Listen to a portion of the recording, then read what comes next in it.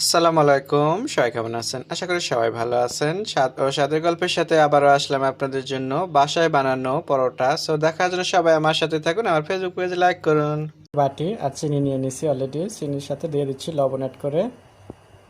এখন দিয়ে দিচ্ছি পরিমাণ মতো পানি, সাথে দিয়ে দিচ্ছি একটু তেল। চিনি আর লবণটাকে একটু গলে নিব পানির সাথে এভাবে। এখন এখানে দিয়ে দেব পরিমাণ মতো ময়দা। সো আমার পরোটা হবে আর 10টার মতো পরোটা বানাবো, সেই অনুযায়ী আমি এখানে পানির পরিমাণ মতো নিয়ে নিছি। সো এখানে ময়দাটা দিয়ে দিলাম এইভাবে। তারপর এখন ভালো করে একটু হাতের সাহায্যে এটাকে মেখে নেব। এখন আমি এটাকে হাতে দেখতেই পারছেন সুন্দর করে আমি একটু মেখে নিচ্ছি। সো এভাবে কিন্তু ভালো করে মেখে নিতে হবে। সো খামিরটাও আমার তৈরি হয়ে গেল। এখন আমি এটা 10 মিনিটের জন্য একটু রেখে দেবো, আর এই ফাঁকে দেখে নেবো সবজি চুলায় বসে দিচ্ছি। আমি এরকম গোল গোল করে পরোটার জন্য করে নিলাম। এখন আমি এটাকে রুটি বানাবো। একটু নিয়ে নিলাম কাই নেওয়ার পরে এখন এটাকে আমি বেলুন দিয়ে বলে নেব সুন্দরভাবে রুটির মতো করে। একটু লম্বা সাইজে বানিয়ে নিলাম আর দিয়ে দিচ্ছি একটু তেল। এটাকে এখন একটু ব্রাশ করে নিচ্ছি এভাবে। ব্রাশ হয়ে গেল, এখন আমি এটাকে মুড়ে নেব এভাবে।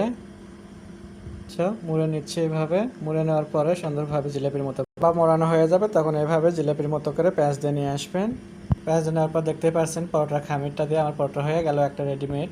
সো এটাকে জিলাপির মতো খামির করে নিলাম। বাকি সবগুলোই আমি এভাবে করে নেব। তো আমার হয়ে গেল সবগুলোই, দেখতেই পারছেন আমার 8টার মতো পরোটা হয়ে গেছে। সো এখন আমি এটাকে 2 মিনিটের জন্য রেখে দেবো। 2 মিনিট পর পর আপনাদেরকে দেখাবো। এটাকে আবারও রুটির মতো করে আমি একটু বলে নেব, নিয়ে ঘিয়ে ভেজে দেবো। সো হয়ে যাবে আমার পরোটা কিন্তু। এখন আমি এখান থেকে একটা নিয়ে আপনাদেরকে দেখাবো রুটি বানানো। আবারও সময় কিন্তু গুঁড়োটা কম দিতে হবে, গুঁড়ো কম দিয়ে পরোটাটা সুন্দরভাবে বেনে নেবো গোল করে। এই সুন্দরভাবে পরোটাটাকে আমি বেনে নিলাম। এখন চলে যাচ্ছি চুলাতে, তাওয়া অলরেডি বসে দিচ্ছি, চুলায় তাও বসে দিচ্ছি। আমি দিয়ে দিচ্ছি পরোটাটা।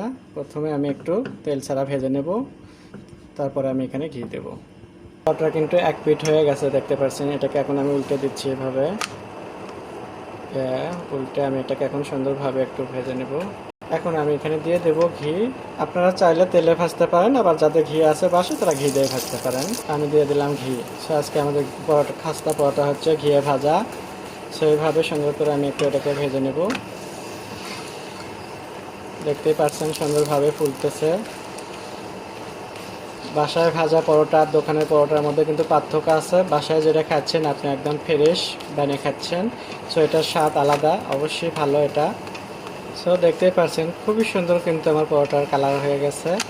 আমি এখন এটাকে তুলে নেব, নিয়ে আপনাদেরকে পরিবেশন, বাকিগুলো আমি এভাবে ভেজে নেব, নিয়ে আপনাদেরকে পরিবেশন করে দেখাবো। সো আমার হয়ে গেল হাতে বানানো পরোটা। আশা করি আপনাদের ভালো লাগবে। আপনাদের যদি ভালো লেগে থাকে বাসায় একবার হলেও এভাবে আপনারা পরোটা বানাবেন। আর নতুন নতুন ভিডিও দেখার জন্য আমার সাথেই থাকবেন। সবাই ভালো থাকবেন। আল্লাহ হাফেজ।